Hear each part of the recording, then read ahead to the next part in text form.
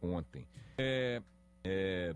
Se vocês quiserem falar, vocês falem, né? Não tem problema, viu, Mayra? Queria lembrar, Boixá, um caso que a gente falou há um tempinho lá sobre o Hospital Universitário Gafrey Guinle. Foi a causa da nossa briga fora do ar. Pois né? Ontem um empresário ligou para nós na semana passada, o retrasado, e disse o seguinte: olha, eu venci uma concorrência para fornecer sistemas de controle na parte de radioterapia do Hospital Gafrey Guinle. Você me corrige, viu, Mayra Gama, se eu falar bobagem.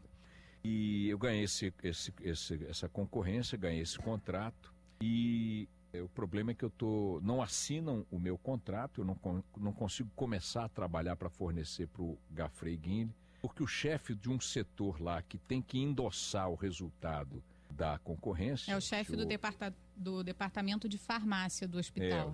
Chama-se Eduardo Pombo do Nascimento. Esse Eduardo Pombo do Nascimento está me exigindo propina.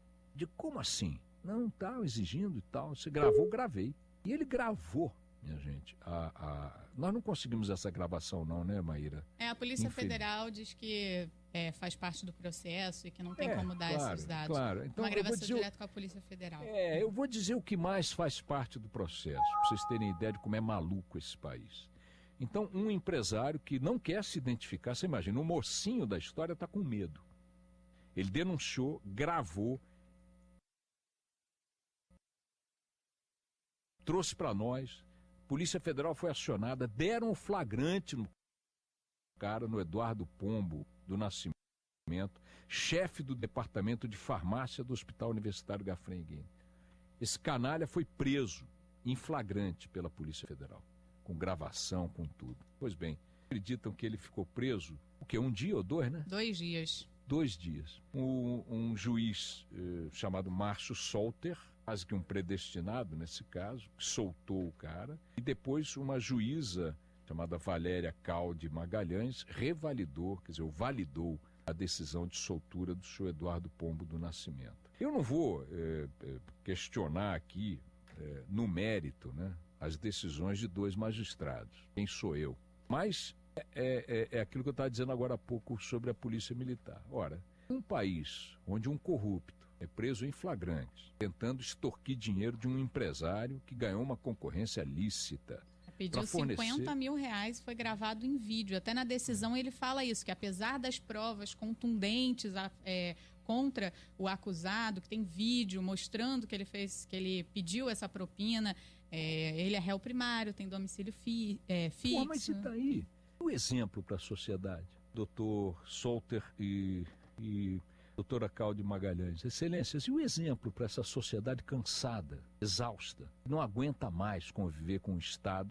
Perdoem-me ambos, os senhores integram o Estado, mas compõem uma outra face do Estado, assim esperamos todos. Não aguenta mais conviver com esse Estado corrupto, venal, autoprotetor, autoindultor, se é que a palavra existe. Quer dizer que um corrupto flagrado, porque não é... Aí é que eu digo, não seria perdoável. Uma vez eu fui, não vou citar aqui o local, fui num ponto turístico aqui no Rio de Janeiro e fui ao banheiro, fui com as crianças e tal. Num dado momento eu fui ao banheiro. Ao entrar no banheiro, tinha uma senhora com o uniforme da faxina, da empresa que explora esse ponto turístico, e pedia dinheiro para quem entrava no banheiro. Eu achei que era uma taxa e paguei. Depois comentei isso com o assessor de imprensa do órgão público que cuida desse, quer dizer, que tem a gestão política desse ponto turístico. Eu disse, não, poxa, isso me dá o nome, me dá isso, me dá aquilo. Eu digo, eu não vou dar nada. Não, mas ela está fazendo isso é um crime, ela tem que ser punida e tal. Eu quero dizer o seguinte, não é perdoável que uma faxineira que ganha um salário mínimo se valha de uma condição qualquer para tirar dinheiro dos outros. O comentário que eu fiz com o assessor de imprensa foi no sentido de que achava um absurdo que se cobrasse pelo banheiro. Ele disse que não se cobra, que aquilo é um absurdo e tal. E ele disse, mesmo eu não dizendo quem era, porque eu também não conhecia a mulher, mas poderia descrevê-la e não a descrevi. Mas ele disse que iam tomar providências para que isso fosse proibido e que talvez substituíssem toda a equipe. O que eu estou querendo dizer com isso? Nem em relação a uma faxineira, provavelmente uma pessoa que vive com mais dificuldade do que um burocrata de alto escalão, seria perdoável que ela atuasse de forma corrupta na relação com o público, com a repartição para a qual trabalha. E aí, o que me apavora, o que me assusta, o que me deixa perplexo, doutor juiz Márcio Solter e doutora juíza Valéria Calde Magalhães, com todo o respeito, é que os senhores entendam ser aceitável num país saturado, enojado, cansado, nas cordas. O país está na lona com o problema da corrupção. Aí se pega um vagabundo desse, com flagrante, com vídeo, com áudio, um canalha desse, que não é uma faxineira de banheiro, tá certo? É o chefe do departamento de farmácia do Hospital Universitário Gafrey Guinle. É o senhor doutor Eduardo Pombo do Nascimento.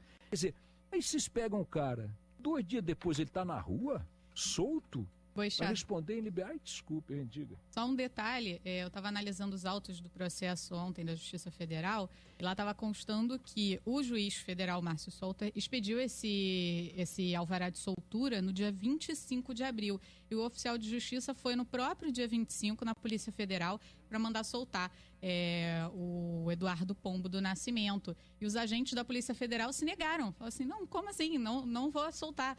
Se negaram a soltar, a atender essa decisão da justiça, teve que voltar, o oficial de justiça voltou, e aí o juiz deu novamente dizendo que tinha que ser cumprido, e aí sim ele foi solto. Então, a própria Polícia Federal... E a juíza Valéria Calde Magalhães, que papel teve nisso? A juíza, ela pegou o processo agora definitivamente, essa decisão do Márcio Solter foi uma decisão de plantão, antes do processo ser distribuído para a devida vara. Então, agora, a juíza federal Valéria Calde Magalhães, que é da 8ª Vara Federal Criminal, ela assumiu permanentemente o caso e confirmou que realmente ele deve ficar solto, responder em liberdade. Então é isso, 2 juízes federais, aos quais podemos agradecer pelo entendimento das leis, favoravelmente à libertação, 48 horas depois, de um corrupto flagrado, um corrupto de razoável. Porque imaginem, minha gente, antes desse empresário denunciar, tomar a coragem de denunciar o que denunciou e flagrar o que flagrou, quanta gente esse pombo não terá extorquido, quanto dinheiro ele não terá extorquido de pessoas na mesma situação. O quanto, aí é o que eu digo, quer dizer, o Estado brasileiro, não, e aí volto ao caso da PM, ele não exemplifica punitivamente os seus bandidos, os seus canalhas, os seus criminosos. A sociedade que está aí pressionada pela realidade que todos conhecemos, lidando com um Estado com a taxa de desvio, de corrupção, de omissão, sabe, de falhas que a gente vê nos hospitais, nas escolas. Imagina, esse vagabundo estava tomando dinheiro, estando à frente de um processo que levaria serviços de radioterapia, não é isso, Mayra Gama? Quimioterapia. Quimioterapia, controles... Manipulação de remédios para quimioterapia. Para quimioterapia. Você imagina ele cobrando 50 mil reais de propina num contrato de 828 mil reais? Quanto de quimioterapia 50 mil reais pagariam? Quantos pacientes poderiam ser atendidos na rede pública de hospitais do Rio de Janeiro se 50 mil reais tivéssemos a menos em cada ato de corrupção? Doutores juízes. Aí os senhores vão dizer para mim que a legislação penal prevê que réu primário, não sei o quê, com endereço fixo, seja solto 24 horas depois. E eu direi aos senhores, data vênia, com todo respeito, com toda reverência, que quando um magistrado se guia pela consciência, ele também pode enxergar na mesma lei as lacunas, os espaços, as portas, os artigos que fundamentariam decisão diferente. Sem dúvida, sabe, clamor público, o que os senhores quisessem. Porque os senhores sabem que é possível. Sim, senhor. Sim, senhor. O advogado que eficientemente colocou na rua novamente esse ladrão, esse canalha, está recebendo honorários desse canalha, desse seu cliente ladrão e corrupto, e obviamente saíram do dinheiro do povo. E a OAB acha natural que essas defesas sejam feitas com honorários pagos com o dinheiro da corrupção. Não, mas ele também é médico, ele também trabalha, ele também tem salário. Sim, você vai me dizer qual é a nota carimbada que está no bolso dele, que saiu da corrupção, e qual é a nota que saiu do suor da testa dele como trabalhador? Você vai querer me dizer que esse foi o primeiro ato de corrupção da vida dele? Ostensivo, porque o empresário foi se fazendo de bobo, porque ele não acreditava no que estava ouvindo, e à medida em que ele foi colocando assim como quem não estava entendendo, o cara foi sendo cada vez mais explícito Eu queria fazer um apelo à Polícia Federal.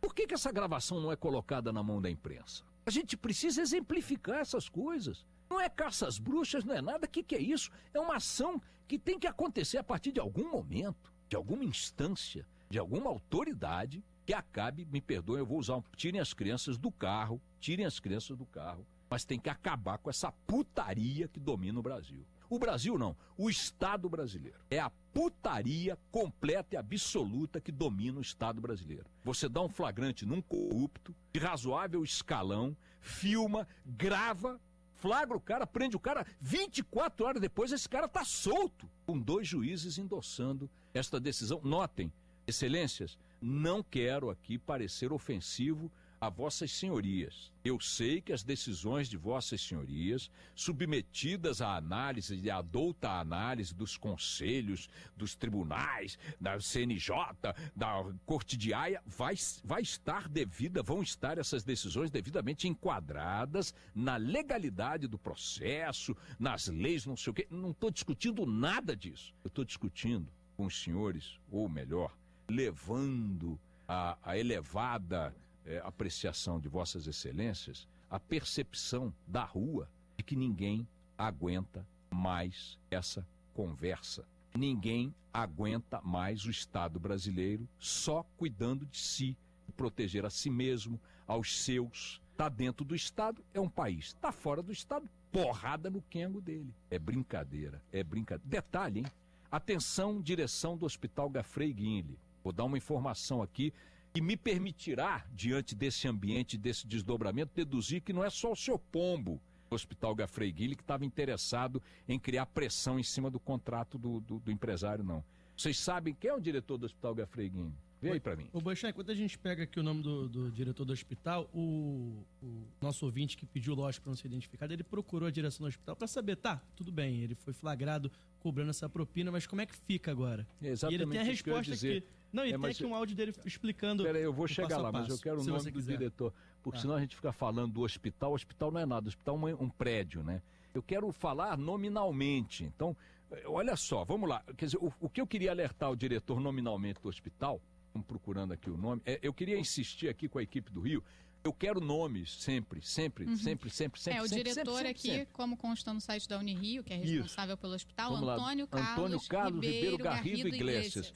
Meu querido doutor Iglesias, um corrupto da sua equipe, que era diretor-chefe do departamento de farmácia do Hospital Universitário Gafrey Guinle, da sua equipe aí, foi preso em flagrante, tentando extorquir dinheiro de um empresário que ganhou uma concorrência.